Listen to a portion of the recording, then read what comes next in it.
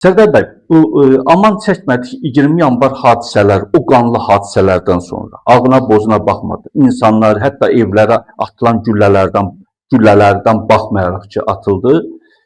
Heç kimin qorxusu olmadı. Dəfnində 1 milyona yaxın insan seli iştirak elədi. Yəni 20 yanvar şəhidlərinin dəfnində 1 milyona yaxın. Bu nəyin göstəricisi idi?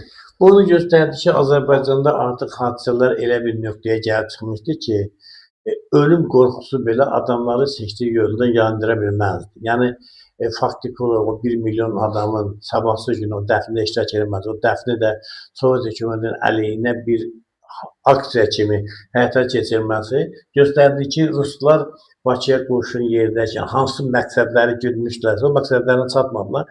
Əksinə, əks effekt yarandı və o hadisələr Ruslara qarşı, Rusların maskasını cırdı, Rusların Azərbaycana qarşı düşmən olduğunu bir daha sübut elədi və hətta bəzi adamlar ki, dediyim kimi Ruslara qarşı rəğbəti vardı, onlar da başa düşdü ki, əslində baxsan, istər Sovet dönəmində, istər Çar Rusiyası vaxtında, istərsə də bu Rusiya son vaxtlarda Azərbaycan xalqına qarşı törədilən bütün cinayətlərin arxasında ermənilər həmişə Ruslarla əlləri olublar.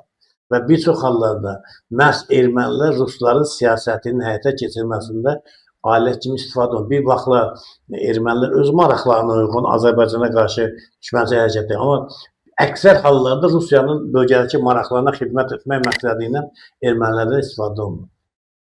Sərdar bəy, siz dediniz ki, həmin 20 yanvar faciəsindən sonra artıq Azərbaycan xalqı Rusiya imperializmini lənətlədi və ondan imtina etdi.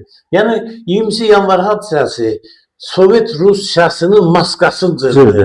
Onun arxasında o deyirik, xalqla dostluğu, bərabərlik, ədalət, azadlıq, o boğazdan yuxarı şüarların arxasında Rus şovinizminin, Rus imperial tutaq ki, istəklərinin ifşa olundu ki, bunların məqsədləri bunlardır. Bu deyilən şüarlar zadlar hamısı xalqın başını aldatmaq məqsədilə deyilmiş şüarlar. Bu günləri həmin o imperiyaya qarşı Azərbaycan xalqında tamamilə demək olar ki, nifrət varmı? Yəni o imperializmə? Yox, çünki niyə? Ümumiyyətlə Azərbaycanda ideoloji sahədə böyük bir boşluq var. Məsələn, bu hakimiyyətin dövründə biz heç bir ciddi ideoloji işin aparılmaqdan rast gəlməmişik. Bunun da çoxlu səbəbləri var. Adətən bir çox hallarda dövlət ideologiyasının hazırlanması, həyata keçməsi parlamentdə olur. Sən bilirsən ki, parlament heç bir xalqın iradəsini ifadə eləmədiyinə görə belə funksiyonu yerinə yetirmir. Bəzən prezidentin özünün komandasında belə ideologlar olur. Hal-hazırda bizdə belə bir şey yoxdur. Azərbaycan iqtidarında Ramiz Mehdiyevin əsas o ideoloq. O da Rusiyadan bilavdə demək olar ki, istiqamətlər alırdı. O istiqamətlər əsasında da Azərbaycanda siyasət həyata keçirdi. O siyasət də nədən ibarətdir? Elə Sovet dövründə Ruslar hansı özünü necə bizim xalqımıza tanıtmaq istəyirdilərsə, həmin vaxtda da Ramiz Mehdiyevin fəaliyyəti ona xidmət edirdi ki, bizim qanımızı tökən, bizə qarşı düşmən olan Rusları bir daha bizə sevdirməyə çalışsınlar, Ruslarla yaxınlığa bizim xalqımızı daha çox hazırlasınlar və s. və s. Sərdar bəy, onun üçün dedim ki, yəni bu günləri, yəni o ideoloji işin aparılmamasının səbəbindən həmin o ki, medallar ki verilirdi o insanlara ki, onlar Azərbaycan müstəqilliyinin əleyhinə olanlara İstiqlal ordeni verilirdi.